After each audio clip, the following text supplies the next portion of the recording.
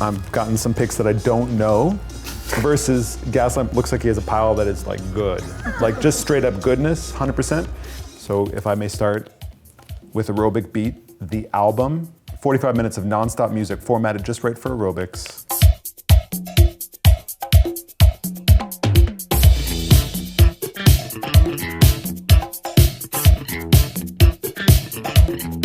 This guy's outfit. Oh my gosh. Really on point. Yeah. He doesn't White look on like white on white. But the most important thing is really up-tempo, mixed dance music. And the first song's called Kick It. Kick It, yeah, which we can. These little weird records, especially the ones you're finding in sections that aren't necessarily plundered entirely. This record's probably been sitting in that bin for a minute. I might be able to do something else with this record. I'm not saying that I'm going to illegally sample this record to make my music. But let's just say, who knows what inspiration you gain when you directly record a record into your computer. I started out, I kind of needed to buy some things today, and I kind of already had them in my head. And I don't buy records too much anymore. Kendrick Lamar is pretty much my favorite person of my generation right now. I'm extremely inspired by him. To Pimp a Butterfly. Fucking failure, you ain't no leader. I never liked you, forever despise you. I don't need you, the world don't need you. Don't let them deceive you. Numbers lie too, fuck your pride too. That's what dedication. Thought money would change you, made you more complacent. Fucking hate you, I hope you embrace it. I swear loving you is complicated. I'm really happy because it has a bunch of our friends on it. Thundercat, Kamasi Washington, Joseph Lineberg. Terrace Martin? Terrace Martin, who you guys went to school together. Yeah, we went to high school together, yeah. My new record is almost out. I had to kind of stop in the process when I heard this a year ago and make some changes to my album because I was super inspired by this. So it really, really, really affected my life in more than just a musical way. It affected me in a critical thinking, strategizing, inspired kind of way. And then this came out right after it, which is stuff that didn't make this. Love won't get you out this, drugs won't get you out this. Simple, plain cover, you know, but it's got so much heat on it. It just goes to show you though, he's like such a storyteller and he weaves this narrative and that maybe just didn't fit into the narrative, so he left it out, but thank goodness he still had the foresight to put it out. Well, it stands alone on its own. I mean, it's insane. Yeah. And while we're on the subject of Kendrick, I might as well finish it off. Come on. Nigga, why you babysitting? Only 2 or 3 shots. I'ma show you how to turn it up a notch. First you get a swimming pool full of liquor, then you dive in. This is it. This is LA. This is the proudest moment in hip hop worldwide.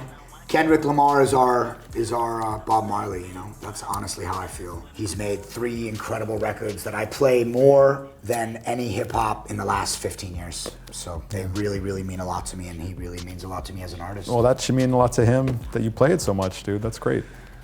I'm just gonna throw, so again, this is the back and forth of good records, not known. This could be amazing. Digging versus purchasing things you need. Yeah. There's a difference. Yeah, so Two styles. Romantic Music Volume 1, Orchestral.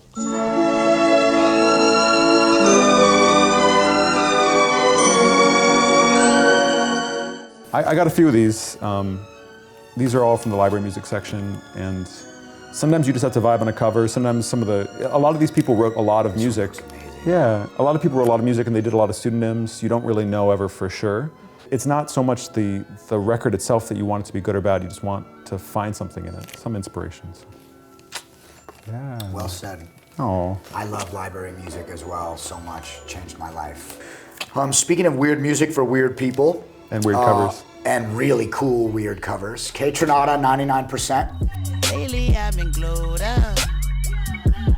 Paper finally showed up. Shawty got me going bug.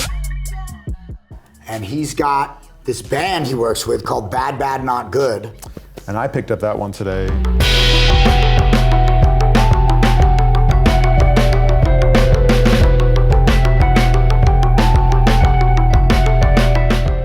Different music, but that's the thing, that it seems like they're informed by each other, and it's kind of nice actually. I've been vibing on this record. I love that album. They got Drake sampling their stuff, and so does Kaytranada, and they just have their own little world, and I really like what they're doing, and it reminds me a little bit of the Brain Feeder movement in Los Angeles and the Low End Theory. Totally. Uh-oh. Friends next. Yeah, just little friends. Friends and otherwise. Okay, so this is Dintel.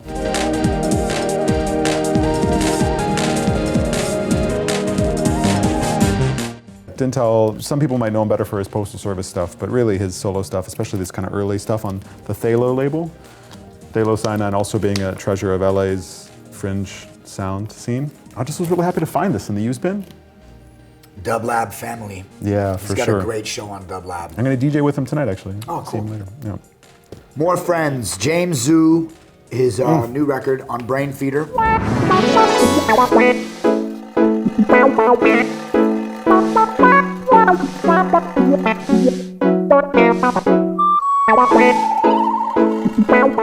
This is our friend from Den Bosch, a little outside of Amsterdam. Very, very talented young guy. He popped up on our radar years ago, and we've been following him ever since, and he expressed to us that he was interested in Brain Feeder. But it's like And, his other stuff was a little bit like kind of weird, clubby, and like, well, is this gonna fit with Brain Feeder? And then he makes the most incredible like jazz-laced electronic record. Like this thing is insane for that. And the guy who painted this cover doesn't paint album covers. He's a fine artist, and he's never painted another soul in his life. He's a self-portrait guy, but he painted James Zoo. And it's a very, very squeaky, squiggly electronic jazz album with songs like Flake, Soup, Flu, Crumble, Nail, Toots, Teeth, Meat. Interesting It's kind of an onomatopoeia. Like the songs sound like that, I swear. Yeah, it's true. And if you like the sound of chairs squeaking or doors creaking, he's got you covered. Well, speaking of chairs squeaking and doors things. Oh, the master.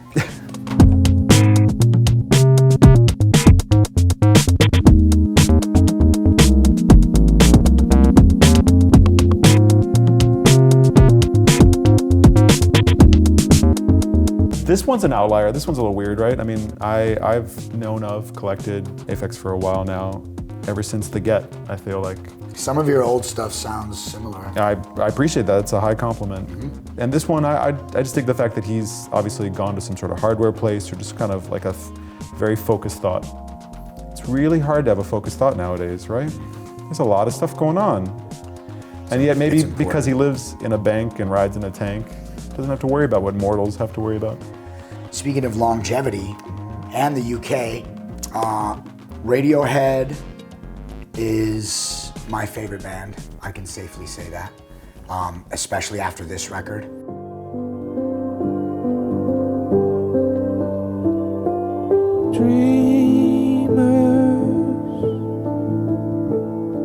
They never learn. They never. A Moon-Shaped Pool is their newest record, and they are existing now as individuals that play together rather than a group.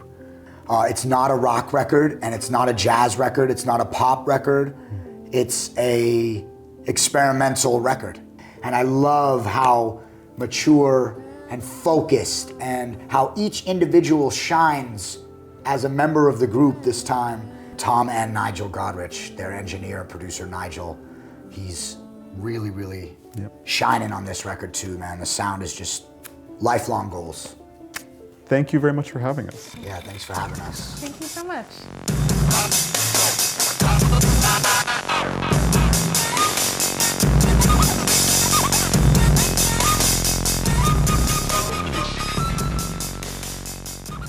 Amoeba.